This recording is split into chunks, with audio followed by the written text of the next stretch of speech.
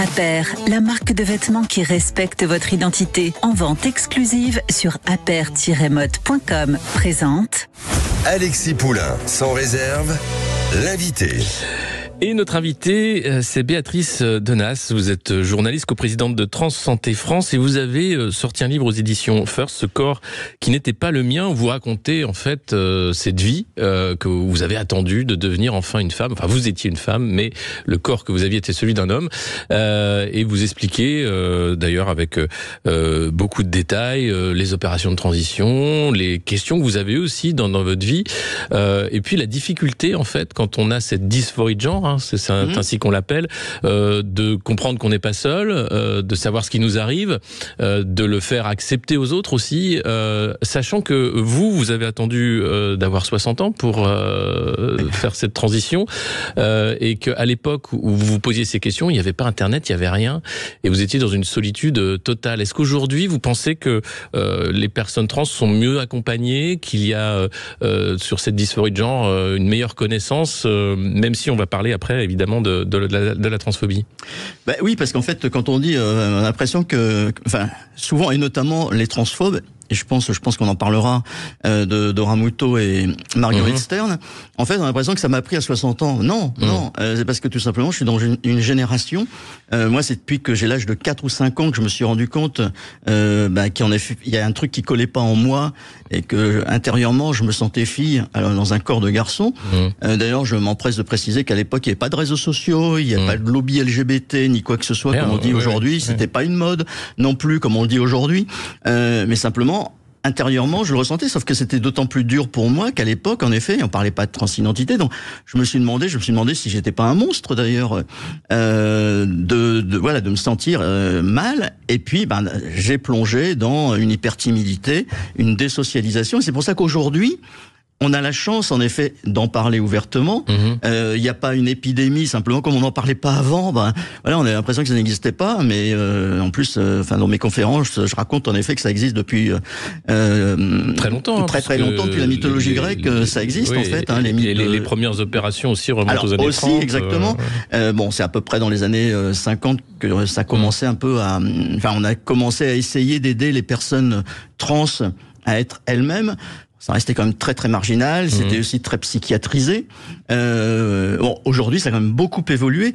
Donc c'est en ça que c'est intéressant de se dire, ça a avancé. Les enfants trans, parce qu'on va en parler aussi, je suppose, les enfants trans, ils ont cette possibilité que moi je n'ai pas eue. Moi j'ai eu une enfance très très dure, alors non pas de la faute de mes parents, mais très très dure, parce qu'en effet, j'étais pas la personne que j'aurais dû être. Et vous pouvez en parler à personne, c'est ça? Et je pouvais en parler à personne. Donc, et c'était pas, c'était pas le fait que je sois folle ou fou. Encore une fois, c'était simplement que je le ressentais. Donc aujourd'hui, aidons les enfants trans. Alors, on a dit oui, mais c'est du prosélytisme. Vous savez, tous les matins, je suis pas en train de compter en me disant super, il y a 3 enfants de plus. D'autant qu'on sait que c'est quand même une forte souffrance de ne pas être soi-même. Donc non, simplement. Le fait que maintenant il y ait des équipes qui les suivent, les enfants trans, mais qui les écoutent, parce que peut-être qu'ils sont pas véritablement trans, peut-être que c'est une transition, temporaire. Donc, on va pas, et contrairement à ce qu'on dit, ils vont pas être opérés, les opérations c'est pas avant 18 ans.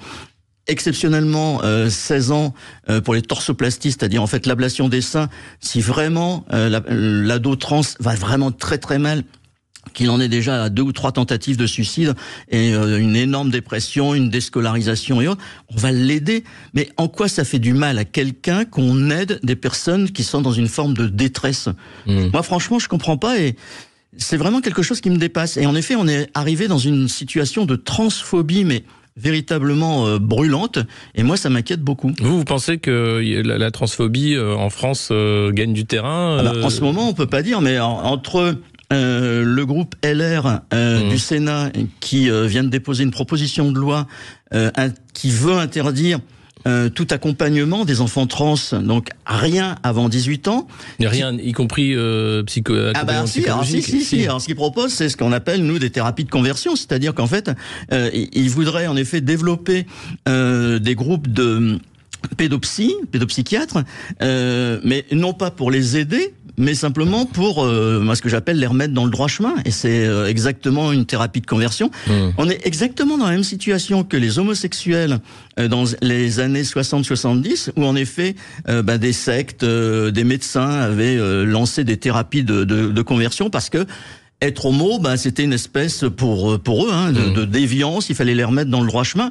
On sait qu'en règle générale, ça conduisait encore plus à des suicides d'ailleurs. On peut pas aller contre le fait. Je vais vous donner un autre exemple qui n'a rien à voir, mais c'est exactement la même chose. Souvenez-vous, pendant des années, les gauchers, on a essayé de les contrarier. Donc il fallait absolument être droitier parce que c'était insupportable d'être gaucher. Le gaucher, c'était pas une lubie, c'était pas c'est un peu la même chose. C'est quelque chose qui arrive en soi. On ne le fait pas exprès. Ce serait beaucoup plus simple si on était entre guillemets dans la norme. On ne l'est pas et on n'est pas là pour embêter qui que ce soit. On est là simplement pour vouloir vivre notre vie d'une manière simple, comme n'importe quel citoyenne, et qu'on ne mette pas les bâtons dans les roues en permanence. Mais alors après, il y a le livre, comme vous le dites, de Dora Muto et Marguerite Stern, Transmania. Qui fait état plutôt d'une situation aux États-Unis plutôt que de ce qu'on a en France, avec un certain prosélytisme peut-être aussi de milieux militants. C'est pas le cas en France. Alors honnêtement, j'ai pas encore lu leur livre, mais j'ai lu des extraits qu'on m'a communiqués. Et c'est ça qui est fou, mais c'est la même chose d'ailleurs notamment quand il y a eu le groupe de travail LR, où en fait ils se sont fondés énormément sur des études et des situations qui existent aux États-Unis. Qui sont, là, c'est pas la même culture, c'est pas pareil aux États-Unis. Il y a, c'est vrai aussi, certainement des associations très très radicales. Ce qui est pas le cas de mon association. Donc en fait, elle s'appuie sur et puis en plus, honnêtement, c'est d'une violence quand je vois qu'elle nous traite de fous furieux du transgenrisme, qu'on est des ravagés du cerveau.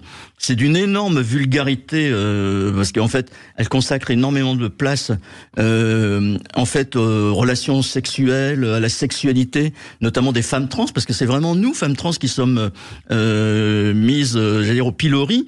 C'est en parlant aussi d'idéologie, mais moi, ça me surprend à chaque fois et je suis consterné. Moi, je suis pas une idéologue. Je suis une femme trans. Je suis présidente d'une association. Mais moi, c'est pas une idéologie. Moi, je veux simplement, encore une fois, mon combat, et notamment puisque je travaille beaucoup avec des médecins. Je travaille avec la Haute Autorité de Santé, avec l'assurance maladie. C'est simplement pour qu'on soit dans le droit commun, qu'il n'y ait aucune différence ni discrimination à notre égard. Et encore une fois, qu'on vive notre vie tout à fait normalement. On fait de mal à personne. Et en France, la France c'est encore une exception, puisque c'est le seul pays qui rembourse totalement les opérations de réassignation de genre. Alors c'est pas tout à fait vrai. Il y a des États aussi au Canada où ça peut se faire. En Belgique, je sais que ça peut se faire aussi. Mais en effet, la France a été le premier pays de ce point de vue-là. Et alors ça choque. En fait, quand ça a été décidé, c'était simplement parce qu'en effet, les transidentités. À l'époque, on parlait de la transidentité. Ça conduit. Enfin, il faut quand même avoir en tête des chiffres, et ça pas des chiffres bidonnés ni quoi que ce soit. Il y a eu des tas d'enquêtes qui arrivent à peu près au même chiffre, même dans plusieurs pays semblables à la France. Il y a à peu près les 2/3 des personnes trans qui ont pensé un jour au suicide. Et c'est pas pour se faire plaisir, c'est pas une folie. Et puis il y a 1/3 des personnes trans qui ont fait au moins 1 ou 2 tentatives de suicide. Pourquoi ? Pas parce qu'on est trans, mais tout simplement parce que la vie trans peut être compliquée quand dans la famille on est rejeté, etc., etc. Donc le fait vous avez fait un burn-out en fait. Alors j'ai fait un burn-out. À un moment c'était plus possible en fait. Alors j'ai fait un burn-out parce que d'abord le poste que j'occupais à Radio France était vraiment très prenant, et puis en plus j'étais tellement mal dans ma tête. Pour ça, encore une fois, j'ai attendu la soixantaine, mais ça devenait de plus en plus insupportable avec au moins 2 tentatives de suicide parce que j'étais très très mal dans mon corps, même si là pour le coup ma famille à qui j'en avais parlé me soutenait fortement, et encore une fois je les en remercie.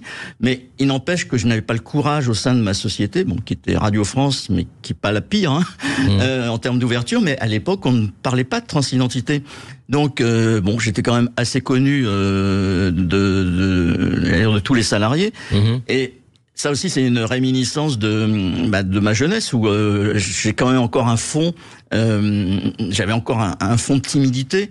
J'avais peur qu'on se moque de moi. J'ai tellement vécu le harcèlement scolaire, mais on parlait pas non plus, on mettait pas ce mot-là à l'époque, que j'ai toujours eu peur. Et je me suis jamais senti légitime. Et c'est pour ça, même en réfléchissant dernièrement, pour moi, il y a deux légitimités. J'ai eu ma légitimité de journaliste, où là, franchement, j'y allais à fond parce que je me sentais légitime, et puis mon illégitimité d'être humain, de ne pas être ce que j'aurais dû être. Et là, ça m'a conduit vraiment à des situations où, en effet, j'avais encore parfois peur des autres, ou peur qu'on se moque de moi, ou peur d'être discriminé. Et ça, je suis pas la seule à l'avoir vécu. Donc, mais ça reste difficile de parler de ça quand même à ses proches quand vous l'annoncez à votre femme. Le coming out est quand même très compliqué. Et ça le reste pour... Mais pour tout le monde, parce que moi j'ai eu de la chance que ce soit bien accepté, mais en règle générale, ça peut se terminer, bon, ça s'améliore quand même, mais par un divorce ou des enfants qui rejettent leurs parents trans. Donc c'est jamais gagné. Et un coming out, c'est une énorme souffrance parce qu'on... c'est génial parce qu'on révèle ce qu'on est, donc ça c'est super. Mais d'un autre côté, on sait jamais en face comment la personne va réagir. Ouais. Et donc voilà. Donc il y a des choses qui avancent. Et puis on est vraiment, en effet, puisqu'on parlait tout à l'heure de transphobie. Quand on voit en effet cette proposition de loi des sénateurs LR, quand on voit ce livre qui est vraiment transphobe, voilà. Par exemple, je vois aussi le fait de dire que donc pour nous, on voudrait imposer à tout le monde la transidentité, mais on retrouve exactement les mêmes arguments stupides qu'au moment, en effet, où l'homosexualité s'est révélée au grand public, alors que là aussi, ça existe depuis la mythologie, où on disait qu'en fait, il fallait pas trop en parler parce que tous les enfants allaient devenir des homos. Où on disait également que les homos voulaient imposer l'homosexualité à tout le monde. Bon, c'était stupide, ça ne s'est pas produit, évidemment, mais on retrouve exactement les mêmes arguments, les faux arguments, les contre-vérités qui ont pu être disséminées au moment, en effet, où, encore une fois, l'homosexualité s'est vraiment révélée au plus grand nombre. Nous, les transidentités se révèlent au plus grand nombre depuis quelque temps, et c'est bien souvent, malheureusement, d'ailleurs, c'est pas la réaction transphobe est parfois liée simplement à une méconnaissance. Ouais. Et quand on ne connaît pas très bien, on a peur, et puis ça suscite parfois de la haine, et on rejette. On a avec nous un auditeur, Julien de Marseille. Bonjour Julien. Oui, bonjour Sud Radio. Il y avait une question pour votre invité. Est-ce que pour lui, il est pour que les femmes trans comme lui soient intégrées aux compétitions féminines de sport? Alors elle oui, je comprends pas pourquoi vous m'appelez lui, mais bon. Oui, mais parce que c'est la voix après, excusez-moi, désolé pour vous. Et donc, les compétitions de sport, oui, on a eu aussi ces débats-là sur des athlètes transgenres. C'est un grand débat, pour l'instant. Merci Julien. Oui, c'est une bonne question qu'on a d'ailleurs abordée lors de notre congrès l'année dernière à la Cité des Sciences. C'est compliqué. Il y a d'ailleurs un groupe de travail qui a été créé par le ministère de la Santé, ministère des Sports et des JO d'ailleurs, autour de tout ça, avec notamment Sandra Forgue, qui est une ex-championne olympique trans. Qui ne concourt plus. Et c'est compliqué parce qu'on met toujours en avant l'histoire de la testostérone, mais avec cette impression qu'il y a que les personnes trans qui auraient encore un taux de testostérone très fort. Il y a aussi, et sans oublier de le dire, des femmes cis, donc non trans, qui ont également des taux de testostérone importants. Donc moi je trancherai pas là-dessus. Simplement, en effet, c'est une discrimination, par exemple, qu'une femme trans ne puisse pas concourir ou jouer avec des femmes cis. Il y a déjà des contrôles qui sont effectués au niveau de la testostérone. Bon, c'est pas si simple que ça, mais je pense que ça avance. Et puis il y a des fédérations qui sont quand même très avancées là-dessus. Qui, par exemple, la fédération de rugby est très avancée sur cette question. Mais on trouve aussi là de la transphobie qui s'exerce. Bon, on est vraiment au tout début de pas de la réflexion là-dessus. Moi, j'espère qu'on va pas, parce qu'il y a eu cette réflexion stupide de dire, il faudrait créer une troisième catégorie. Alors, il y aurait la catégorie homme, la catégorie femme et la catégorie trans. Alors là, c'est vraiment une discrimination. Alors déjà, on est tellement peu nombreux sur la planète qu'on va avoir du mal à trouver des champions de haut niveau uniquement trans. Donc non, il faut réintégrer, il faut faire en sorte qu'il y ait en effet une ouverture d'esprit. Voilà, ce que je peux dire pour l'instant, mais c'est une réflexion qui avance énormément. Oui, dans le milieu du sport, c'est assez compliqué. Mais est-ce que vous comprenez aussi toutes les questions qu'il y a notamment sur les traitements hormonaux pour les enfants, les bloqueurs de puberté pour les enfants trans, où il y a une tribune, je crois, dans Libération que vous avez co-signée, en disant que non, il y a pas à empêcher ces traitements en réalité, puisque ils sont non, c'est ça qui est terrible. On l'évoquait tout à l'heure avec la proposition de loi des sénateurs LR qui ne veulent absolument rien, si c'est en effet une thérapie de conversion avant 18 ans. Mais d'abord, il y a des arguments complètement faux. Donc, comme je disais déjà, il n'y a pas d'intervention chirurgicale avant 18 ans. Exception faite, éventuellement 16 ans, torsoplastie. Traitement hormonal, alors les bloqueurs de puberté, c'est vraiment le fanion qu'on agite en disant c'est hyper dangereux, c'est expérimental. Sauf que ce qui est quand même étonnant, c'est que c'est quand même un traitement hormonal donc qui bloque la puberté. D'abord, il est très peu prescrit. On peut pas aller dans une pharmacie le demander, ça peut se faire que dans des hôpitaux et après énormément de rendez-vous, et en règle générale ça ne concerne vraiment que les jeunes trans qui sont dans une situation là aussi désespérée de tentative de suicide, de scarification. Et dire que c'est dangereux, expérimental, non, ça existe depuis des décennies. C'est prescrit à des enfants, à des ados qui ont une puberté précoce. Donc, ce qui est amusant, c'est qu'en fait, pour les enfants cis, donc non trans, ça pose aucun problème.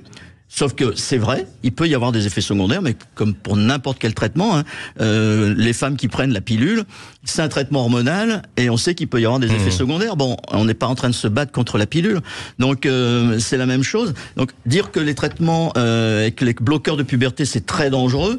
Oui, il peut y avoir des effets secondaires, mais ça fait des décennies qu'ils ont été expérimentés et on connaît bien ce que ça fait. Merci beaucoup Béatrice Denas d'avoir été notre invitée, coprésidente de Trans Santé France. Je rappelle votre livre « Ce corps qui n'était pas le mien » aux éditions First. Merci. Merci. Sud Radio, midi 13h, Alexis Poulain, sans réserve.